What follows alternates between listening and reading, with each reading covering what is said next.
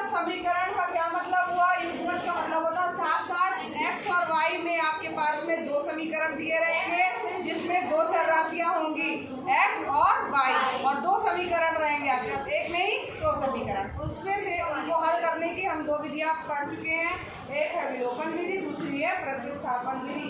अगर किसी सवाल में बात मत करिए, अगर किसी सवाल में दिया है कि पर्टिकुलर इस विधि से विलोपन विधि से हल करो या प्रतिस्थापन विधि से हल करो, तो आपको उसी विधि का प्रयोग करना है जो प्रश्न में दिया है। लेकिन अगर नहीं दिया है तो आप कोई भी विधि आपको जो सरल लगती हो, जो आसान लगे, उससे आप कर सकते हैं।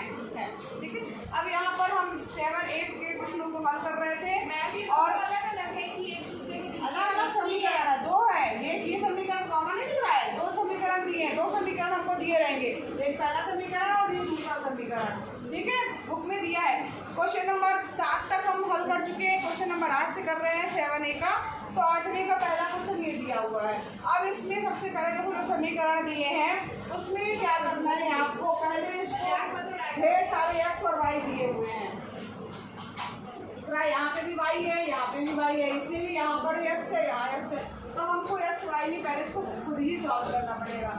3x + 6y और -10y बराबर 5। ठीक है, 3x ये इस तरफ आएगा तो माइनस हो जाएगा ना, और ये 3 का पूरा अंदर कर दिया है, 3x 3 दूनी 6y -10y बराबर 5।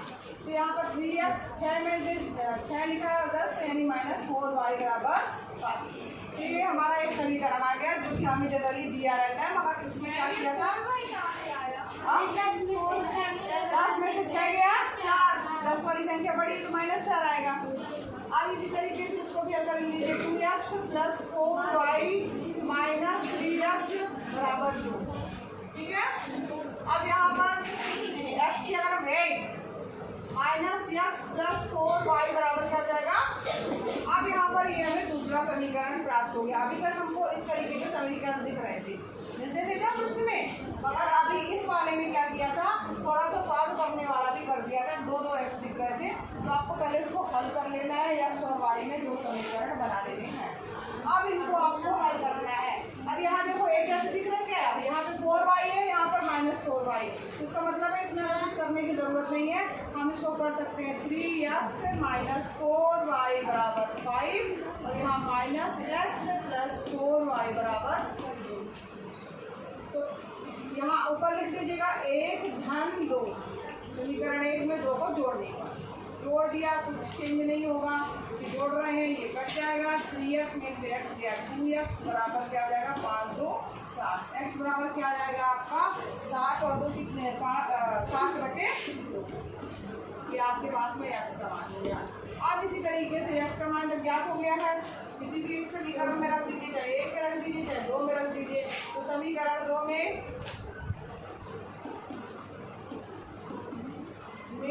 x बराबर 7/2 रखने पर, अब रखिए आप x की जगह 7/2 रखिए तो -7/2 + 4y बराबर क्या जाएगा।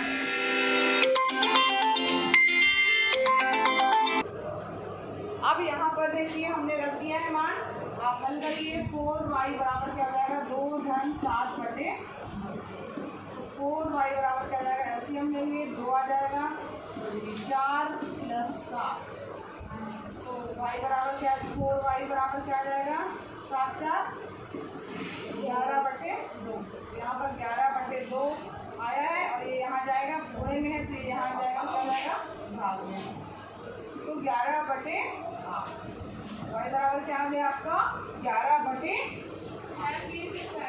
हाँ, ये y का मान क्या होगा। इस तरीके से हम x और y का मान ज्ञात कर सकते हैं उन दो समीकरण को हल करके। ये विधि कौन सी कहलाती है आपकी, कौन सी विधि है ये, विलोपन है कि विस्थापन है,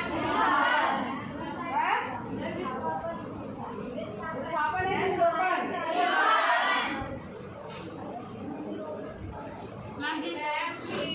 तुम लोग क्या हटा देंगे, तुम लोग भाई देखो अच्छे से, कौन सी विधि है,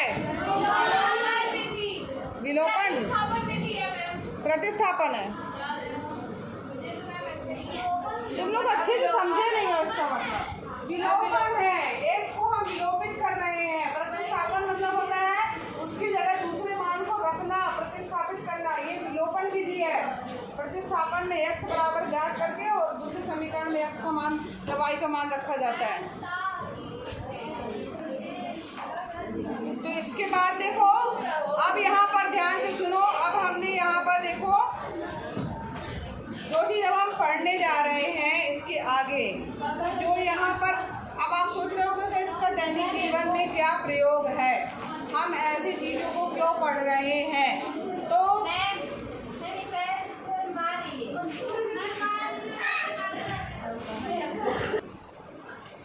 अब यहाँ पर इसमें जो अभी हम लोगों ने x y में समीकरण पढ़े, उसको हल करने की विधि पढ़ी, लेकिन दैनिक जीवन में भी इनका बहुत महत्व है, इन युगपत समीकरण का और इन समीकरण को हल करने का। कैसे? कई इंटरेस्टिंग क्वेश्चन हमारे सामने आ जाते हैं। संख्या संबंधी कुछ प्रश्न आ सकते हैं, कुछ भिन्न संबंधी प्रश्न हो सकते हैं, कुछ आयु संबंधी प्रश्न हो सकते हैं, ज्यामिति संबंधित कुछ प्रश्न ऐसे होते हैं जिनको हम इनके माध्यम से हल करते हैं। अनुपात वगैरह अगर निकालना है तो अनुपात संबंधी प्रश्न भी इनके माध्यम से हल किए जाते हैं। प्रतिशत अगर मान लीजिए निकालना है तो उसके प्रश्न भी इनके माध्यम से हल किए जाते हैं। जैसे अब मान लीजिए आ गया, दो संख्याओं का योग दिया है कि 24 है, एक संख्या दूसरी की 2 गुनी है, तो संख्या ज्ञात कीजिए। अब है तो ये लग रहा है कि कैसे हम ज्ञात करेंगे, लेकिन इनको इन्हीं समीकरणों के माध्यम से जो है वो बना करके हम ज्ञात कर सकते हैं। जैसे मान लीजिए दिया है दो संख्याओं का योग छोटी संख्या के 3 गुणों से अधिक है और दोनों का अगर अंतर दिया है तो संख्याएं ज्ञात कीजिए। जो ऐसे सवाल जो ये हम पढ़ रहे हैं, इसी टाइप के कई सवाल जो है आपके आते रहते हैं दूसरे कंपटीशन वाले एग्ज़ाम में भी। तो उसको जो है आप अच्छे से सीखिए कि कैसे उनको हल किया जाता है और कैसे हम उस प्रश्न को ध्यान से पढ़ें जो शब्दों में लिखा है। अभी तो आपको समीकरण दिख रहा था, तो अब हम इसमें क्या करेंगे, आपको प्रश्न दिया होगा, उसको शब्दों में दिया होगा, उसको हमको एक समीकरण में बनाना होगा। 2 समीकरण आपके बनेंगे और उसको जब आप हल करेंगे तो उसका जो है आंसर आएगा। कुछ प्रश्न ऐसे भी हो सकते हैं, अंकों वाले प्रश्न तो जनरली आते हैं, आयु वाले भी आ सकते हैं। पिता की आयु जो है, एक पिता की 10 वर्ष पूर्व आयु अपने पुत्र की आयु की 3 गुनी थी, 10 वर्ष बाद पिता की आयु अपने पुत्र की आयु से 2 गुनी होगी, तो वर्तमान आयु बताइए दोनों की। तो आयु वाले प्रश्न भी आपने सुने होंगे, है ना, जैसे पूछा जाएगा। हाँ, और एक आदमी की आयु उस समय उसके पुत्र की आयु की 4 गुनी है, अब से 18 वर्ष बाद उसकी आयु पुत्र की आयु से 2 गुनी हो जाएगी, तो दोनों की वर्तमान आयु बताइए। इस तरीके के प्रश्न भी जो है अब आयु वाले प्रश्न हैं। तो ये तो शब्दों में दिया गया है। इसके अलावा अनुपात वाले प्रश्न भी आते हैं। जैसे एक त्रिभुज के 2 कोणों में 5:4 का अनुपात है, एक कोण जो है दूसरे कोण से 10 डिग्री अधिक है, तो 2 कोण आपको ज्ञात करना है, तो कोण वाले प्रश्न भी आ सकते हैं। तो इस तरीके से जो अलग अलग जो है संख्या वाले प्रश्न हैं, आयु वाले प्रश्न हैं, भिन्न वाले प्रश्न भी आ सकते हैं। भिन्न मतलब कैसे कि यदि किसी भिन्न के अंश और हर दोनों में 1 जोड़ दिया जाए तो वह 2/3 के बराबर हो जाती है, और यदि दोनों में से अंश और हर में से 2 घटा दिया जाए तो वो 1/3 के बराबर हो जाती है, तो वह भिन्न बताइए। भिन्न समझते हैं आप, जो बट्टे वाली संख्या के रूप में लिखी रहती है ना, तो वो है। तो इस तरीके के प्रश्नों को कैसे हम हल करें, ऐसे प्रश्न हम इसलिए इस चैप्टर को ध्यान से समझिएगा, क्योंकि जो भी आप आगे जाके बड़े होके कॉम्पिटिशन नहीं, उसमें इस तरीके के सवाल आते हैं। आयु वाले प्रश्न अक्सर आ जाते हैं, पिता की आयु, संख्या वाले प्रश्न आते हैं, ये संख्या का इकाई का अंक ढाई का ये इतना गुना है, ऐसे करके जो अभी मैंने पढ़े हैं। और ये सवाल जो है आपकी आगे प्रश्नावली में भी है, ध्यान से समझिएगा। इन प्रश्नों को हल करने के लिए सबसे पहले प्रश्न को आपको 2 बार या 3 बार अच्छे से पढ़ना है, ठीक, ताकि आप उसको अच्छे से समझो कि प्रश्न क्या कह रहा है। शब्दों में दिया रहेगा, उसके फिर आपको समीकरण बनाने हैं। 2 समीकरण आपके हमेशा बनेंगे, और जब 2 समीकरण बन जाएंगे तो उनको हल करने की विधि आपको पता ही है कि या तो आप विलोपन से हल कर सकते हैं या तो आप प्रतिस्थापन से हल कर सकते हैं, ठीक। तो मेन चीज़ क्या है इसमें, समीकरण बनाना। समीकरण कैसे बनाएंगे हम, जैसे अगर हम बात करें यहाँ पर 7b में आइए, ये पढ़ लिया हमने। अब बी में आइए, 7b का पहला दिया है 2 संख्याओं का योग 24 है। अगर मैंने बोला आपसे पूछा कि चलो बताओ भाई, 2 संख्याओं को जोड़ने पे 24 आ रहा है और एक संख्या दूसरी की 2 गुनी है, बताओ कौन सी संख्या हो सकती है वो? पूरा करके पता चलेगा। दिमाग में भी जोड़ डालो। दो संख्याओं को जोड़ने में 24 आ रहा है और एक संख्या दूसरी की दोगुनी है। संख्याएं बताइए। तो इस तरीके के सवाल है। अब किसी ने पूछ दिया आपसे, या आप बताओ संख्याएं, तो इसको इनको हल कैसे करेंगे? इनको सबसे पहले क्या करेंगे, मान लेंगे कि हमारा पहली संख्या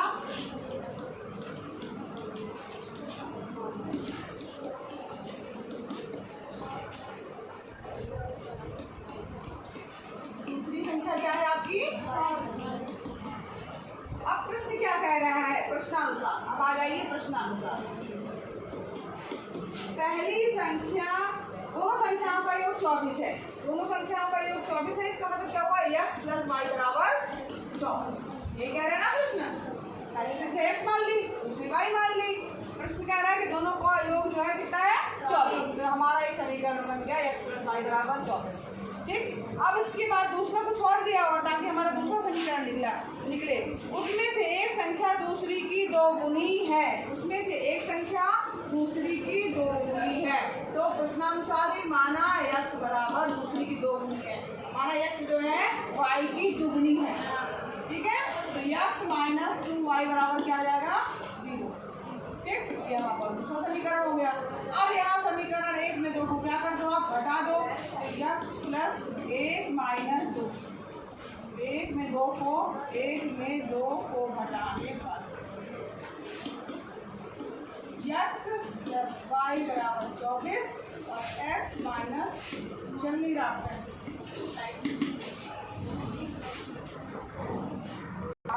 अब यहाँ देखो दूसरा समीकरण दिया है, उसको हम घटा रहे हैं। तो x माइनस 2y बराबर दिया हुआ 0। घटाएंगे चिन्ह चेंज हो जाएगा, माइनस प्लस है यहाँ पर, तो ये माइनस हो जाएगा। ये माइनस है तो ये क्या हो जाएगा, ये कैंसिल हो जाएगा। 2 और ये 3y बराबर